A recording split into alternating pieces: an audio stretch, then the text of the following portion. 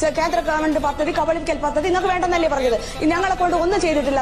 മുഖ്യമന്ത്രി പങ്കെടുക്കുന്ന, മറ്റ് മന്ത്രിമാർ പങ്കെടുക്കുന്ന ചർച്ചകളിൽ, പരിപാടികളിൽ ഞങ്ങളെയൊക്കെ വേഷം കെട്ടിച്ചു കൊണ്ടുവന്ന് ഇരുത്താറുണ്ട്. ഞങ്ങൾ 100, 150, 200 വണ്ടിക്കൂലി ഓട്ടോയ്ക്കും ബസ്സിനും കൊടുത്താണ് ആ പരിപാടികളിൽ പങ്കെടുക്കാറുള്ളത്. പിന്നെ എന്തുകൊണ്ട് കേരള സർക്കാരിന് വേണ്ടി ഞങ്ങൾക്ക് ഉപകാരമില്ലെന്ന് പറഞ്ഞ് ഇപ്പോഴും ശിശു മരണ നിരക്കിൽ കേരളം നമ്പർ 1 നിൽക്കുന്ന എന്തുകൊണ്ടാണ്? അതും ഈ ആശാപ്രവർത്തകരുടെ കഴിവുകൊണ്ട് തന്നെയാണ്, ഇല്ലെന്ന് പറയാൻ പറ്റുമോ? എത്രയോ പ്രതിരോധ കുത്തിവയ്പ്പുകൾ ഞങ്ങൾ കുഞ്ഞുങ്ങൾക്ക് കൊടുക്കുന്നുണ്ട്.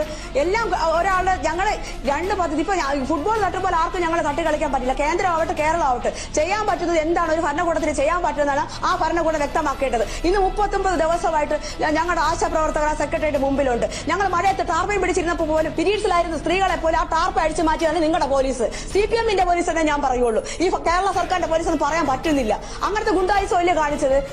രജസ്വലകളായ സ്ത്രീകളെ ധൃതരാഷ്ട്ര സഭയിൽ പാഞ്ചാലിയെ വസ്ത്രാക്ഷേപം ചെയ്തതിന് തുല്യമായി ഞങ്ങൾക്ക് അതിന് ഉപയോഗിക്കാൻ പറ്റുകയുള്ളൂ. എന്ത് വൃത്തികേട്! ഇതാണ് സ്ത്രീപക്ഷ സർക്കാർ. എനിക്കിതൊന്നും പറയേണ്ടി വരുന്നതിന് ലജ്ജയുണ്ട്. ഈ ഒരു ഇടതുപക്ഷ സർക്കാർ ഭരിക്കുമ്പോൾ എനിക്കിത് വളരെ ലജ്ജയുണ്ട് പറയാൻ. നിങ്ങൾ എങ്ങനെയൊന്നും അധിക്ഷേപിക്കരുത് ആരെ. അങ്ങനെ ചെയ്യാൻ പാടില്ല. ഒരു മുഖ്യമന്ത്രിക്ക് പറയാം എനിക്കിതില്ലെങ്കിൽ പറ്റില്ല, ഞങ്ങൾ അവിടെ നോക്കിക്കൊണ്ടിരിക്കുമ്പോൾ PSC-ക്കാർക്കും മറ്റുള്ളവർക്കും ഒക്കെ വാരിക്കോരി നിങ്ങൾ ഇഷ്ടക്കാർക്ക് കൊടുക്കുന്നുണ്ട്. അധ്വാനിക്കുന്ന തൊഴിലാളി സ്ത്രീക്ക് ഞങ്ങൾ തൊഴിൽ ചെയ്യുമ്പോൾ ഞങ്ങളെ തൊഴിലാളികളായിട്ടുള്ള അടിമപ്പണി ചെയ്യിക്കും. ഞങ്ങൾ വേതനം ചോദിച്ചു കഴിഞ്ഞാൽ അന്നേരം ഞങ്ങൾ സന്നദ്ധ പ്രവർത്തനം. ഇത് എവിടുത്തെ ആരുടെ ഇരട്ടത്താപ്പാണിത്?